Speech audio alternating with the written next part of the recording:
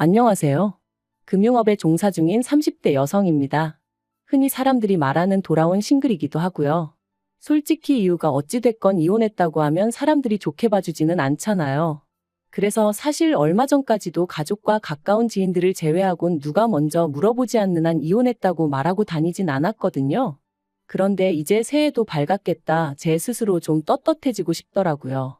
그래서 일단은 이렇게 익명의 힘을 빌려 제가 왜 이혼하게 된 건지 이야기를 해볼까 합니다. 남편을 처음 만난 건 자주 가던 카페에서였어요. 좀 더 구체적으로 말하자면 저희 회사 근처에 개인이 하는 작은 카페였죠. 그런데 바로 옆에 대기업 프랜차이즈 카페가 있다 보니 솔직히 장사가 잘 되진 않았던 것 같아요. 프랜차이즈보다 맛이 월등히 좋은 것도 아니었고 그렇다고 가격이 아주 저렴한 것도 아니었으니까요.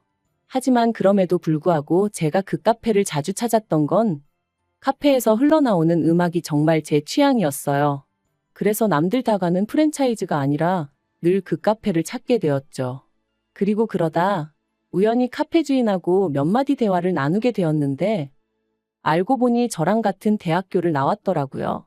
물론 대학교에 사람이 한둘도 아니고 나이 차이도 5살이나 나다 보니 겹치는 지인은 없었지만 그래도 그날의 대화를 계기로 조금씩 가까워지게 되었는데 눈치채셨겠지만 그 카페 주인이 훗날 제 남편이 되었네요. 남편과의 연애는 보통이었어요. 무슨 말이냐 하면 서로 맞는 부분도 있었고 안 맞는 부분도 있었고 그런데 그거야 다른 사람들도 마찬가지잖아요? 그래서 특별히 개의치는 않았습니다. 다만 저는 결혼을 하는 건 좀 신중히 하고 싶었어요. 막말로 어차피 할 결혼 굳이 일찍 해야 하나 싶었거든요. 물론 주변에서는 그래도 한 살이라도 어릴 때 결혼해야 건강한 아이를 낳는다며 기왕 할 거 일찍 하라 하기도 했는데 제 나름대로 건강관리는 꾸준히 잘해오고 있었기 때문에 그런 조언들이 크게 와닿지는 않았던 게 사실이에요. 그러나 남편의 경우 저보다 5살이나 많다 보니 연애 초반부터 조금씩 조바심을 내더니 사귄 지 1년 만에 떡하니 프로포즈를 해오더라고요. 그리고 솔직히 어리석게도 저는 이 결혼을 해야 하나 말아야 하나 안 할 거면 뭐라고 말을 해야 하나 하고 고민하고 우왕좌왕하다가 얼떨결에 결혼을 약속하고 말았습니다. 그런데 막상 본격적으로 결혼 이야기가 오가기 시작하고 얼마 지나지 않아 생각지도 못한 문제가 저희 발목을 잡았으니 그건 바로 집이었어요. 언젠가 남편이 말하길 자기는 카페 하나 운영하는 것만으로도 신경 쓸 것도 많고 여력이 없어서 돈 관리 대부분을 어머님이 도맡아주고 계신다 했습니다. 그리고 솔직히 나이가 40 가까이 돼가는 남자가 돈 관리를 어머님한테 맡겨두고 있다는 게 영 찜찜했지만 당시엔 결혼 이야기가 오가던 상황은 아니다 보니 그냥 그러냐 하고 말았거든요. 그런데 막상 결혼 이야기가 나오고 제가 얼마나 모아뒀냐 물으니 1억 어쩌고 하면서도 어물쩍거리다가 나중엔 좀 짜증을 내더라고요. 그러면서 어쨌든 집만 해결하면 되는 거 아니냐 하더니 저더러 어머님 소유의 빌라에서 신혼살림을 시작하자고 하는 거예요. 제가 비록 결혼에 대한 환상을 가진 여자는 아니었지만 그래도 뭐랄까. 시작부터 제 뜻대로 되는 게 없다는 생각에 솔직히 기분이 좋지는 않았습니다.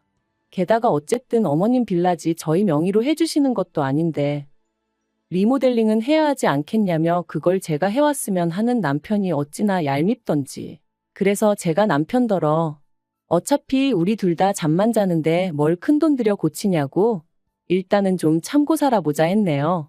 하지만 이 일로 어머님께선 걸핏하면 어디 가서 며느리가 몸만 시집왔다며 당신이나 괜히 받아줬지 다른 집 같았으면 벌써 내쫓았을 거다 뭐 그런 식으로 말씀을 하고 다니시더라고요. 어이없었죠. 리모델링만 안 했지 그래도 남들 해가는 건 그럭저럭 다 해갔는데 그러셨으니까요. 게다가 결혼식을 올리고서야 알게 된 충격적인 사실은 남편이 그간 모아두었던 돈이 신우가 결혼하는데 쓰였다는 거였어요.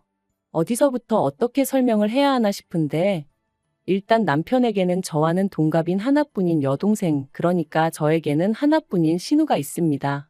그리고 제가 남편과 연애하던 당시 신우 또한 연애 중이라는 걸 남편에게 들어서 알고는 있었어요. 하지만 그런 신우가 저희보다 일찍이 결혼을 하게 될 줄은 몰랐는데 혼전 임신으로 급하게 식을 올리더라고요.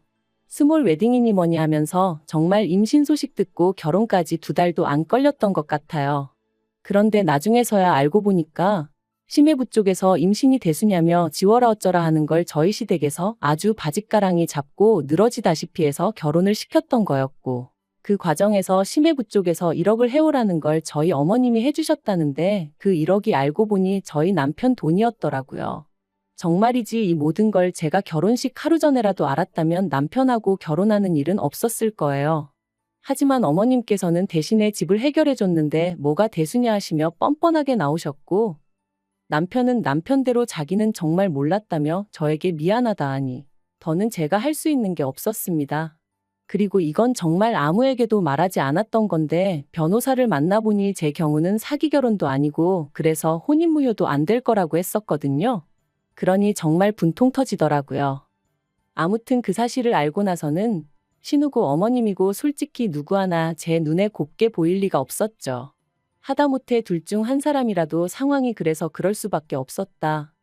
미안하다 했으면 모르겠는데 그런 말 한마디 건네는 사람도 없었고요. 그래서 저 나름대로 시댁과는 거리를 두고 지냈습니다. 남편도 사정을 다 알고 있었으니 그런 저에게 서운하네 어쩌네 말하지 못했거든요. 그래서 때로는 중간에서 이도저도 못하는 남편을 보고 있으면 좀 짠할 때도 있긴 했는데 그래도 그건 그거고 마음이 도통 풀리지가 않으니 저도 어쩔 수가 없었답니다. 그런데 그런 와중에 신우가 유산을 했어요. 결혼식 올리고 혼인신고하기가 무섭게 말이죠. 임신 8개월 차였는데 유산이라니. 어머님은 이게 다 심해부 쪽에서 하도 신우를 잡아대서 이렇게 된 거라며 내 딸 인생 책임지라고 난리가 나셨고, 심해부 쪽에서는 애 때문에 억지로 결혼을 허락했는데 평소에도 하고 다니는 꼬라지가 마음에 안 들더니 기어이 애 하나를 못 지켜서 이 사단을 내느냐며 신우 탓을 하는 모양이었습니다. 그리고 급기야 신우의 유산은 양가 어른들의 싸움으로 번지면서 저희 시부모님은 심해부 쪽 식구들을 고소를 한다고 드셨고, 이 일로 신우와 심해부의 사이도 빠르게 틀어지더라고요.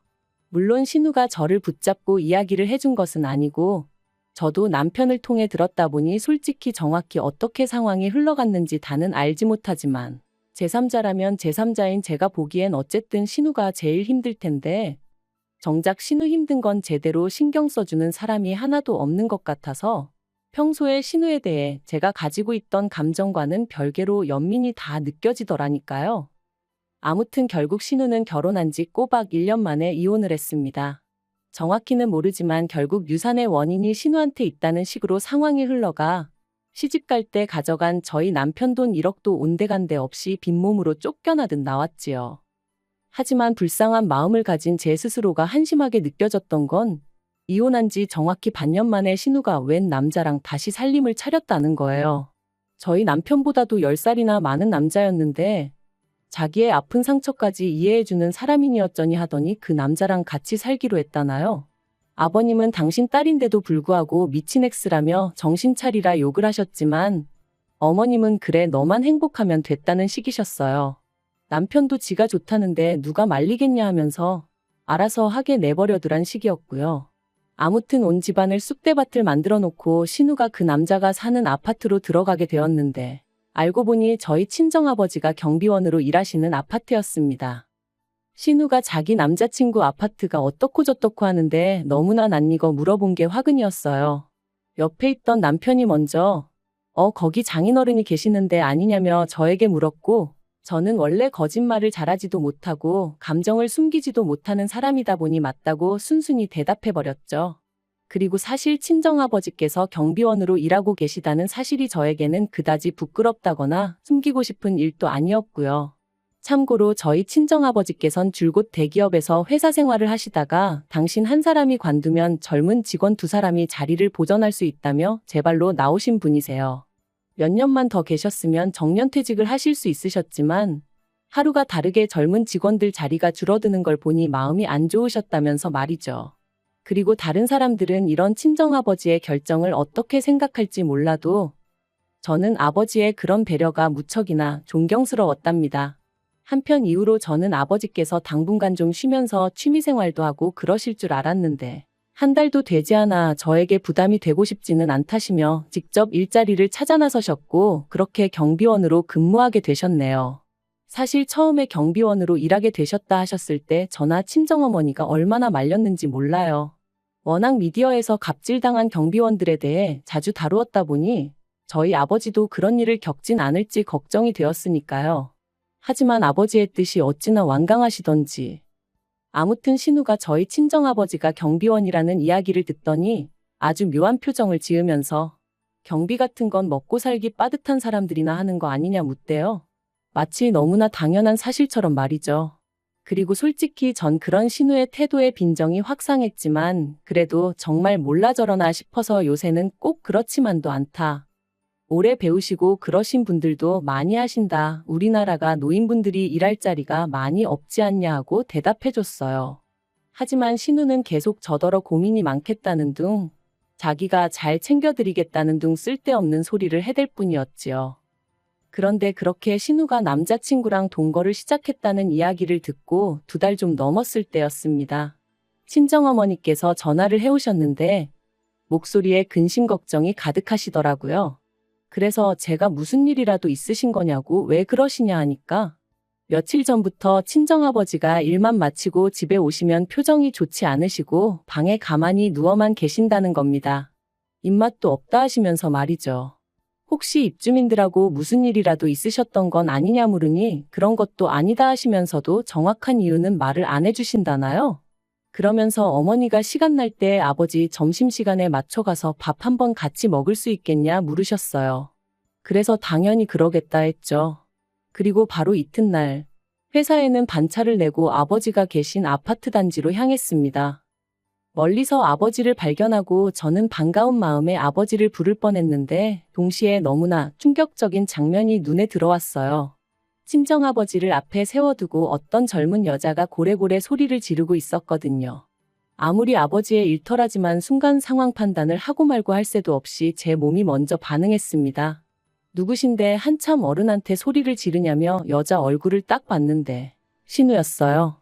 어이가 없어서 아가씨 지금 무슨 짓이냐니까 신우도 좀 당황한 듯 하더니 이내 이건 입주민과 경비원 간의 이야기니 저는 좀 빠져달라대요. 그래서 제가 도대체 왜 그러냐 이유나 들어보자 했습니다. 그랬더니 저희 아버지께서 하시는 말씀이 이 신우라는 사람이 자기 장보고 오는 내내 주차장 자리를 막고 있으라더라 그러시는 거예요. 순간 제 귀를 의심했어요. 자리를 막고 있으라니 그게 무슨 뜻이냐니까 허수아비 마냥 차 한 대 들어갈 자리에 가만히 서 있으라고 하더라나요. 그래서 제가 신우더러 아파트에서 그런 게 어딨냐 하고는 그리고 상식적으로 우리 아버지가 아가씨 하인이냐고 왜 그딴 일을 시키냐 따졌습니다. 그랬더니 신우가 하는 말이 자기가 낸 관리비로 저희 아버지가 월급 받아가는 거 모르냐면서 그럼 월급 주는 주민을 위해서 그 정도 일은 당연히 할 수 있는 거 아니냐대요. 신우가 개념이 없는 건 알고 있었지만 어떻게 저런 말을 아무렇지도 않게 할 수 있는지 기도 안 차더라고요. 그래서 제가 신우더러 살다 별 거지 같은 소리를 다 듣겠다고 아파트 사는 게 뭐 얼마나 대단한 일이라고 그런 특권의식을 가질 수가 있냐 했습니다. 그리고는 멋대로 떠들어대는 신우를 뒤로하곤 바로 친정아버지를 모시고 관리실로 향했어요. 아버지께 소가리는 그만하시고 그간 당하셨던 일 전부 다 이야기하시라면서 말이죠. 관리소장을 비롯한 관리실 직원들이 얼굴을 들지 못했습니다. 제가 이 아파트의 입주민이 어떻게 갑질을 하는지 언론사마다 제보를 하겠다고 했을 땐 정말 죄송하다며 그렇게 한번 다뤄지면 집값에도 영향이 많이 간다고 저에게 한 번만 기회를 달라 뭐 그런 식으로 얘기를 하기도 했지요. 그리고 저희 친정아버지도 저더러 너무 일을 키우지 말라면서 여기 사는 대부분의 입주민들은 다들 정말 좋은 분들이 맞다고 다만 저희 신우 그 미꾸라지 한 마리가 이 사태를 만든 거란 식으로 말씀하시더라고요.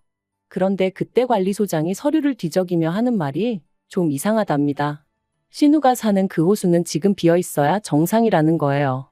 원래 부부랑 학생인 자녀까지 셋이 사는 집이었는데 그 집 아빠가 회사 일로 해외에 나가게 되면서 가족들도 같이 나갔고 1년 후에나 돌아오기로 되어 있다나요.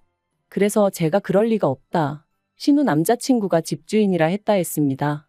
그러자 관리소장이 누구랑 통화를 하더니 자기 말이 맞다면서 한번 확인해보라고 그러는 거예요. 그리고 알게 된 충격적인 사실은 신우 남자친구가 자기 집이라고 했던 그 집은 실은 남자친구의 지인의 집이었어요. 해외로 나가게 된 집주인이 가끔 들여다 봐달라고 한 걸 아예 눌러앉아서 살다시피 하면서 자기 집이냥 신우까지 불러들였던 거죠. 그리고 신우는 그런 사실도 모르고 자기 남자친구가 아파트가 인내어쩌네 하면서 김칫국을 마신 거고요. 게다가 그뿐만이 아니었습니다. 신우 남자친구가 알고 보니 유부남이었거든요. 그래서 평일이고 주말이고 외박이 잦았는데 그것도 신우는 자기 남자친구가 얼마나 능력이 있어서 출장이 잦은 줄 알았다나요? 나이를 도대체 어디로 먹었길래 그렇게 말하는 대로 고지곳대로 믿은 건지. 정말 남자의 눈이 멀면 이럴 수도 있는 건가 싶을 지경이었죠. 한편 이후로 아파트에서 원래 집주인 쪽에 연락해 상황을 설명했고 그 집주인이 신우 남자친구에게 뭐라고 했는지는 몰라도 경찰까지 와서는 결국 그 남자친구라는 사람을 끌어냈다 들었습니다. 그리고 이런 시끄러운 상황을 신우 남자친구의 와이프도 알게 되면서 신우를 상간녀로 고소를 한 해 만에 또다시 집안이 쑥대밭이 되었죠. 그리고 저도 저대로 신우가 버젓이 사돈어른인 걸 알면서도 저희 친정아버지에게 그따위로 행동했다는 걸 그냥 넘어갈 수는 없었기에 시부모님께 일단 말씀을 드렸습니다. 솔직히 이때만 하더라도 시부모님이라도 저희 아버지한테 정식으로 사과하셨다면 그 정도로 마무리 지을 생각이었고요. 하지만 결론부터 말하자면 그 부모의 그 딸이라는 말이 딱이었어요. 어머님께서는 신우가 말투가 원래 좀 톡톡 쏘는 말투라 그런 거지 절대로 저희 아버지를 무시한 건 아니었을 거라며 마치 저희 아버지가 자격지심으로 오해를 했단 식으로 말씀하셨으니까요. 뿐만 아니라 저희 아버지가 좀 참아줬으면 자기 딸이 지금 이런 일을 겪을 리가 있냐며 오히려 당신이 저희를 원망하고 싶다 하시는데 얼마나 황당하고 상종 못한다는 표현을 이럴 때 쓰는 건가 싶더라니까요. 게다가 남편마저 팔은 안으로 굽는다고 그런 어머님 편을 들며 저더러 야속하다 말했기에 제가 더는 못 살겠다 이쯤에서 헤어지자 했습니다. 하지만 이혼까지 이르는 과정이 쉽지만은 않았던 게 사실이에요. 서로 사랑과 미련이 남아서라기보다는 남편이 자기가 왜 이혼을 당해야 하는지 납득하지 못하겠다며 버텨가지고요. 그래서 결국 협의이혼 안 해주면 내가 당신한테 어떻게든 위자료를 받아낼 건데 신우가 저런 상황인데 당신까지 그렇게 되면 시부모님이 괜찮으시겠냐? 제 나름대로 초강수를 둔 거죠. 그랬더니 남편도 이리저리 따져봐도 자기가 뭐 할 수 있는 일이 없겠다 싶었는지 결국 알겠다 하대요. 한편 이후로 제가 건너 전해 들은 소식은 상간녀 소송을 당한 신우 위자료를 물어주느라 남편이 카페를 정리했다는 이야기였어요. 사실 이혼한 이후로 여전히 오며 가며 눈에 띄는 그 카페가 아주 눈에 가시기도 했고 아는 사람들은 알다 보니 민망한 적이 한두 번이 아니었는데 정말이지 속으로 쾌재를 불렀답니다. 참 그리고 이혼하면서 비로소 알게 되었던 게 저희 살라고 내주셨던 어머님 빌라에도 대출이 얼마나 많이 걸려 있던지. 아무튼 이혼하는 내내 이 똥통에서 한시라도 빨리 빠져나가고 싶다는 생각뿐이었다니까요. 한편 친정아버지가 많이 미안해하시더라고요. 당신이 아무 일도 아닌 척 넘어갔더라면 제가 그래도 이렇게 이혼까지 했겠냐며 말이죠. 하지만 저는 그런 아버지께 절대 그런 생각 마시라고 모든 게 다시 제자리를 찾았을 뿐이라 말씀드렸어요. 남의 것을 탐낸 사람은 벌을 받는 게 맞고 믿음을 배신한 사람도 벌을 받는 게 당연한 거잖아요. 그리고 무엇보다 남을 함부로 무시하는 사람은 더 크게 어디 가서 당해봐야 정신을 차린다니까요. 아무튼 남편을 비롯한 시댁 식구들 인생이 앞으로 어떻게 될지는 모르겠고 자기들 팔자 자기들이 말아먹든 말든 제 알바는 아니지만 적어도 더 이상 남에게 상처 주는 일은 없었으면 좋겠습니다.